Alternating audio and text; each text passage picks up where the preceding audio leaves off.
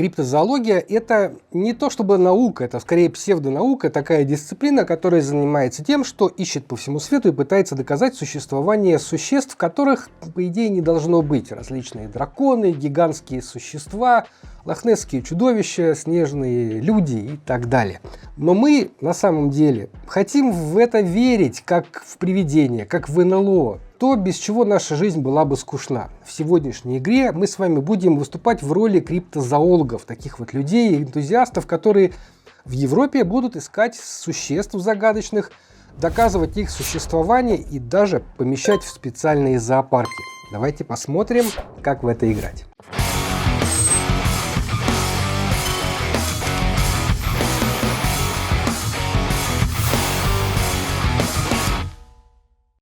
Cryptic Nature – это евроигра, в которой мы с вами будем перемещаться по игровому полю, искать загадочных существ. В игру могут играть от 1 до 4 игроков. Каждый игрок получает в свое распоряжение вот такой планшет игрока, на котором он будет отслеживать свои действия.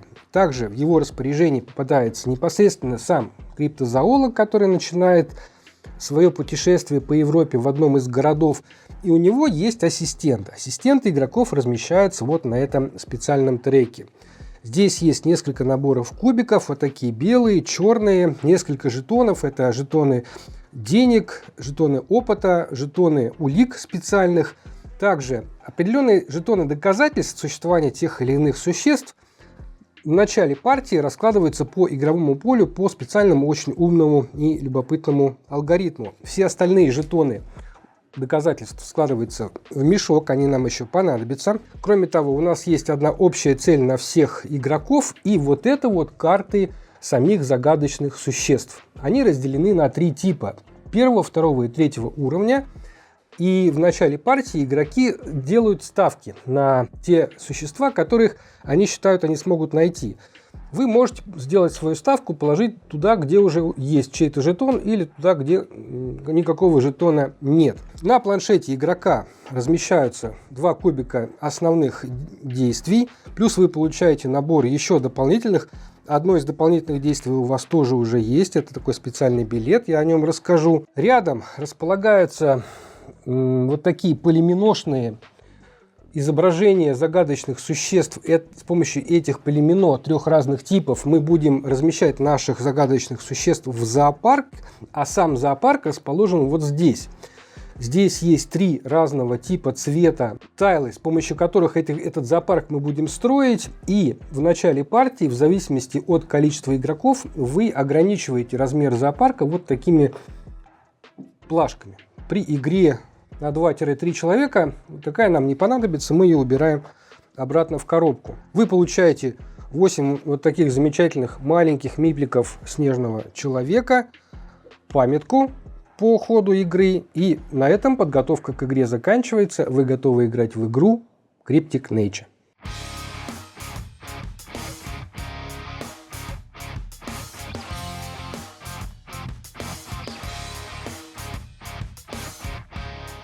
Ход игры разделен на 2 фазы. Они удобно все расписаны на памятке. Памятка классная, очень удобная и помогает в этой игре. Сначала все отыгрывают фазу криптозоологов, потом начинается фаза ассистентов. В фазу криптозоологов у вас есть 2 основных действия. Первое действие – это перемещение. Когда вы перемещаетесь, вы вот этот кубик передвигаете, тем самым обозначая, что это действие вы уже выполнили. Передвигаться можно до 2 клеток. И если вы находитесь вот здесь, то, естественно, вы перемещаетесь по вот этим линиям. Вы можете переместиться на 1 клетку и на этом, например, закончить свой ход. Либо переместиться на 1-2, чтобы приблизиться к какой-нибудь другой своей цели. Когда вы переместились, у вас есть еще одно действие. Кстати, эти действия можно делать в любом порядке. Можно сначала что-нибудь сделать, а потом перемещаться. Дело в том, что второе действие, там уже есть варианты. Один из этих вариантов еще переместиться, если вам надо далеко куда-то пойти. Но дальше начинается самое интересное. Второе обязательное действие – это несколько вариантов. Да я сейчас про них расскажу. Если вы находитесь в локации, где есть какая-то улика, какое-то доказательство существования существа, вы можете эту улику себе взять. Забираете ее себе, кладете на свой планшет. Кстати, впоследствии эти улики можно будет продать, обменивать на рынке и так далее. Эти улики вам нужны для того, чтобы искать загадочных существ. На каждом загадочном существе есть определенные требования, согласно которым вы можете это существо найти. Вот для того, чтобы найти вот этого мотылька, вы должны найти вот такой символ и два вот таких. Один я нашел. Предположим, что у меня есть уже все три. Это тоже вариант действия, то есть найти существо, доказать его существование. То есть я сбрасываю все вот эти три жетона в общий запас и забираю себе этого мотылька. Вместе с этим мотыльком я забираю себе полимино вот такого типа. Он у меня красный, и, соответственно, в общем наборе я ищу себе полимино в виде буквы Г. Вот такое. Забрал его себе, теперь он мой, он у меня вместе с этой полиминошкой. И в конце своего хода я из того запаса полиминошек, из которых я строю зоопарк, выбираю любой и начинаю зоопарк строить. Ну, например, я начну его вот здесь. Впоследствии этот зоопарк будет разрастаться, я и другие игроки будут пристраивать свои полимино и строить зоопарк таким образом, чтобы в этом зоопарке уместили все. И, кстати, игра заканчивается в тот момент, когда полиминошки уже не влезают. В этом случае вы начинаете подсчитывать очки. Ну, допустим, вот так вот у нас сложилась ситуация, и ход доходит до меня, и в свой ход я выполняю еще один тип действия, который я могу сделать. Это разместить свое существо в зоопарк. Я его размещаю вот сюда, кладу на него своего снежного человека, то есть обозначаю тем самым, что это мой криптид, то есть вот это загадочное существо. И плюс я еще получаю дополнительные какие-то бонусы, потому что я их накрыл с помощью этой полиминошки. В данном случае я получил 4 монеты. Монеты. Для чего они нужны, я вам расскажу, когда буду рассказывать про фазу ассистентов. А почему бы про нее прямо сразу и не рассказать? Допустим, я свой ход сделал, все сделали свой ход в фазе криптозоологов, начинается фаза ассистентов. Ассистенты нужны для того, чтобы, во-первых, выбирать очередность хода. Тот, кто находится выше, тот в фазу криптозоологов будет ходить первым. Во-вторых, в фазу ассистентов вы должны переместить своего ассистента либо вверх, либо вниз. Причем, если вы вниз перемещаетесь и там занято, вы перескакиваете через всех и занимаете первую свободную ячейку. Грубо говоря, когда вы перемещаете ассистента вверх, то вы тратите ресурсы. Когда вы перемещаете ассистента вниз, вы ресурсы получаете. Давайте с этого и начнем. В начале фазы бросаются вот эти 4 кубика. Их количество на 1 больше, чем игроков за столом. И вот вы их бросаете, и это все ваши возможности, то, что вы сможете получить в фазу ассистентов. То есть, если я переместился вниз, то я могу себе выбрать либо вот этот кубик, тогда я получу себе 3 монеты, либо один из этих 2 кубиков, тогда я получу себе по 2 жетона опыта, либо могу себе получить вот такой дополнительный жетон слухов или доказательств существования существа. Есть еще вот такой вариант. Здесь вы можете возобновить одно из своих бонусных действий, про которые я обязательно расскажу. Если вы перемещаете своего ассистента наверх, вы свои ресурсы тратите. На что нужно тратить и можно тратить ресурсы? Это ваши дополнительные действия. Например, если вы хотите, не тратя дополнительные действия, ловить новое существо, то вы должны потратить 2 очка опыта. То есть, допустим, они у вас есть, вот 2 очка опыта, я их потратил и получил себе новое бонусное действие, оно у меня сразу активировано. В процессе игры, когда я его потратил, оно у меня потрачено. И для того, чтобы возобновить его действие, я должен потратить 1 монету. Я трачу 1 монету, и это действие снова мне доступно. Тут есть различные бонусы. Этот бонус позволяет вам искать улики дополнительные, этот позволяет искать улики в соседних локациях, то есть не надо туда ходить, причем оно постоянно у вас работает. Вот здесь вы можете искать улики с помощью кубиков. Я вам сказал, что вы можете получить существо в том случае, если вы наберете все необходимые доказательства существования вот этого животного.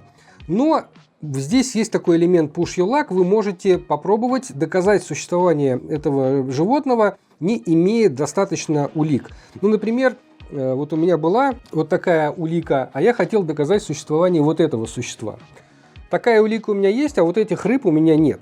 В этом случае Я трачу жетон доказательства и бросаю кубик. Если выпадает зеленая грань, то я доказываю, она работает как джокер и замещает один из недостающих символов. Если выпадает красный, то все пропадает, у меня ход впустую, причем я еще трачу доказательства при этом. А вот если выпадает вот такой символ, то он будет считаться успехом только в том случае, если у меня прокачан вот этот бонус. То есть в данном случае клеверы будут считаться успехом. И опять же, допустим, я его доказал, я его использовал. Для того, чтобы снова им воспользоваться, мне надо будет потратить деньги и возобновить его, и тогда мой черный кубик с клевером опять будет работать. Когда вы ищете существо, вы существо первого уровня нашли, вы замещаете его существом второго уровня. Когда вы находите существо второго уровня, вы замещаете его существом третьего уровня и так далее. Игра продолжается до тех пор, пока у вас не заполняется весь зоопарк. В этом случае заканчивается раунд, вы подсчитываете финальные очки. Финальные очки считаются на тех существах, которых вы нашли, на дополнительных бонусах, которые дают вам цели на игру. Например, здесь каждый игрок получает плюс 1 победное очко за каждого криптида вот с таким символом рыбы на нем. Плюс есть дополнительные бонусные очки на тех целях, которые идут для всех игроков. Кто первый, например, найдет 2 загадочных существ в западной части Европы или 2 существ со знаком рыбы и так далее. Дополнительные бонусные очки могут быть на самом существе, потому что когда вы получаете существо, они дают вам еще какие-то бонусы. Они подразделяются на несколько разных типов. Те бонусы, которые вы получаете сразу, как только вы его находите, вы там можете какие-то монеты получить или опыт. Либо, когда вы размещаете его в зоопарк, тоже там могут быть дополнительные бонусы. Либо в конце игры просто это существо дает вам дополнительные победные очки. У кого больше победных очков, тот становится победителем.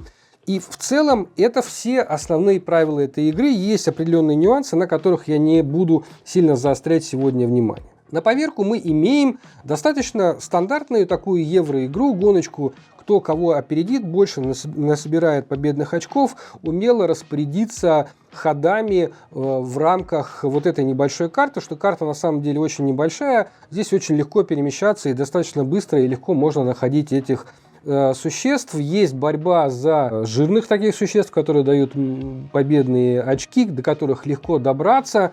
Бонусные, вот эта система очень интересная. И то, что по-настоящему радует в этой игре, это, конечно, продакшн. Сделано все шикарно. Двухслойные планшеты, вот эти кубики, которые обозначают ваши действия. Невозможно заблудиться, запутаться, что нужно сделать в какой момент. Причем действия достаточно понятные и очень простые. Переместился, потратил определенное количество жетонов улик, нашел существо, забрал существо, вместе с ним полимено, потом разместил его в зоопарк. Это надстройка такая над игрой, но она интересна. Еще она очень классно сделана. Представляете, оно магнитное, никуда не девается. То есть, когда вы сюда размещаете жетончик, он там остается. И это хорошая идея, потому что они достаточно маленькие, и когда вы кладете сюда свою полиминошку, ну, есть риск, что вы что-то куда-то сдвинете. А вот с магнитным вариантом все происходит плавненько. То есть здесь намешано несколько интересных механик. Это и перемещение, и выбор действий, и сет-коллекшн, и полимино, и выбор, кто будет ходить первым. В общем, достаточно интересная, глубокая игра с точки зрения изучения различных механик. Есть пара нюансов, которые мне показались такими спорными. Во-первых, это длина партии, потому что на 3 человек игра играется где-то часа полтора, и это еще надо постараться. То есть, на мой взгляд, игра немножко затянута. Второй момент, это уже чисто мой какой-то такой сугубо индивидуальный. Мне показалось, что немножко маловато эпичности. Я сейчас объясню. Мы же здесь играем за криптозоологов, за людей, которые всю жизнь свою потратили на то, чтобы найти какое-то загадочное существо. Лохнесское чудовище, например. Да? Люди веками его ищут, пытаются сфотографировать. А здесь все сводится к тому, что вы пришли, потратили 2 жетона и нашли это существо. Еще и в зоопарк его поместили. В общем, немножко упрощает это все и снижает вот этот уровень эпичности. Но это я придираюсь, на самом деле. Игра играется прекрасно, весело, азартно, потому что очень много взаимодействия, и правила простые, в нее можно играть любым составом. Можно с детьми играть, можно со взрослыми. И помимо продакшена, игра просто очень красиво нарисована. Вы только посмотрите на этих прекрасных существ. Иллюстрации просто шикарные. Художники постарались, каждое существо уникальное, и их просто приятно рассматривать. В игру приятно играть.